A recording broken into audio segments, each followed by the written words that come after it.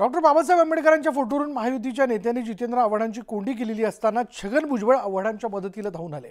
या प्रकरणी भुजबळांनी आव्हाडांची पाठराखण केली, पण भुजबळांनी महायुतीला घरचा आहेर देण्याची ही काही पहिलीच वेळ नाहीये आणि त्यामुळे भुजबळांना स्वगृही परतण्याचे वेध तर लागले नाहीत ना, अशी चर्चा राजकीय वर्तुळात रंगली आहे।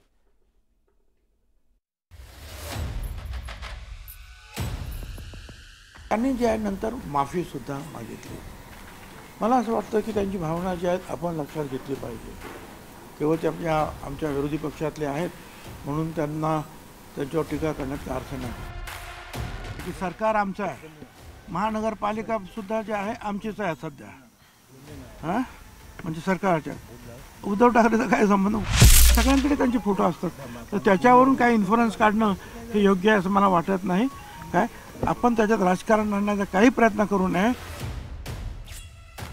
जे बरेचसे लोक इकडे आलेले आहेत त्याच्यामुळे काही लोकांच्या मनामध्ये त्यांच्याबद्दल जे आहेत, जे त्यांची प्रेम करतात त्यांच्यावर, तर त्यांना वाईट वाटणं स्वाभाविक आहे आणि त्याचा परिणाम म्हणून त्यांच्या सभेला सुद्धा लोक जात आहेत।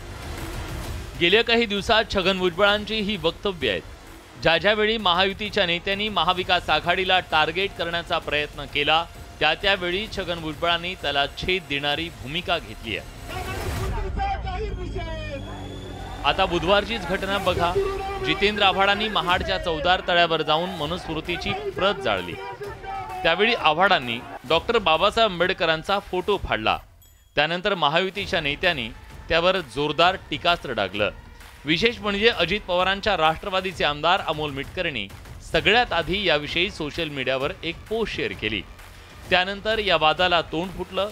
दरम्यान आपले चूक लक्षात आल्यानंतर आव्हाडांनी तात्काळ जाहीर माफी मागितली। तसं अनावधानानं चूक झाल्याचं मान्य केलं, मात्र सत्ताधाऱ्यांच्या हाती आयता मुद्दा मिळाला। त्यामुळे गुरुवारी महायुतीतल्या पक्षाने राज्यभर आव्हाडांविरोधात आंदोलन केलं। सत्ताधारी जितेंद्र आव्हाडांना खिंडीत गाठत असताना छगन भुजबळ त्यांच्या मदतीला धावून आल्याचं पाहायला मिळालं। त्यांनी फाडलं असं आणि ते चित्र तिकडे लोकांच्या समोर केलं, फाडलं काय आहे ते पण पाहिलं नाही त्यांनी आणि सगळ्यांनी ते तसंच त्याचं अनुकरण केलं। पण त्यांनी जे आहे नंतर माफी सुद्धा मागितली। मला असं वाटतं की त्यांची भावना जी आहेत आपण लक्षात घेतली पाहिजे। केवळ ते आमच्या विरोधी पक्षातले आहेत म्हणून त्यांना त्यांच्यावर टीका करण्यात अर्थ नाही। भुजबळांकडून महाविकास आघाडीतील नेत्यांची पाठराखण करण्याची ही काही पहिली वेळ नाही। मुंबईतील घाटकोपर होर्डिंग दुर्घटनेवरून बरंच राजकारण रंगलं। उद्धव ठाकरे मुख्यमंत्री असताना त्या होर्डिंगला परवानगी दिल्याचा दावा करत सत्ताधाऱ्यांनी ठाकरेंची कोंडी करण्याचा प्रयत्न केला। त्यावेळीही छगन भुजबळ उद्धव ठाकरेंच्या मदतीला धावून आले। की सरकार आमचं आहे, महानगरपालिका सुद्धा जे आहे आमचीच आहे सध्या। म्हणजे सरकारच्या उद्धव ठाकरेचा काय संबंध? घाटकोपर होर्डिंग प्रकरणातील आरोपी भावेश भिंडेचा उद्धव ठाकरेंसोबतचा फोटो सोशल मीडियावर शेअर करून सत्ताधाऱ्यांनी ठाकरेंना टार्गेट केलं। त्यावरून भुजबळांनी महायुतीच्या नेत्यांना घरचा आहेर दिला होता। हे सुद्धा कधी कधी लक्षात येत नाही आणि मग अशी लोक असले सगळ्यांकडे त्यांचे फोटो असतात, तर त्याच्यावरून काही इन्फ्लुअन्स काढणं हे योग्य आहे असं मला वाटत नाही। काय आपण त्याच्यात राजकारण आणण्याचा काही प्रयत्न करू नये।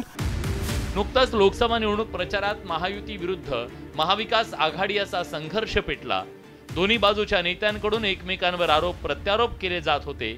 त्यावेळी भुजबळांनी हे वक्तव्य केल्यानं राजकीय वर्तुळात एकच खळबळ उडाली। हे काय पक्ष त्यांचे जे आहेत लोक जे बरेचसे लोक इकडे आलेले आहेत, त्याच्यामुळे काही लोकांच्या मनामध्ये त्यांच्याबद्दल जे आहेत, जे त्यांची प्रेम करतात त्यांच्यावर, तर त्यांना वाईट वाटणं स्वाभाविक आहे आणि त्याचा परिणाम म्हणून त्यांच्या सभेला सुद्धा लोक जात आहेत। भुजबळांच्या या वक्तव्यानं अनेकांच्या भुवया उंचावल्या होत्या। आता जितेंद्र आव्हाड प्रकरणातही भुजबळांनी वेगळा सूर लावला।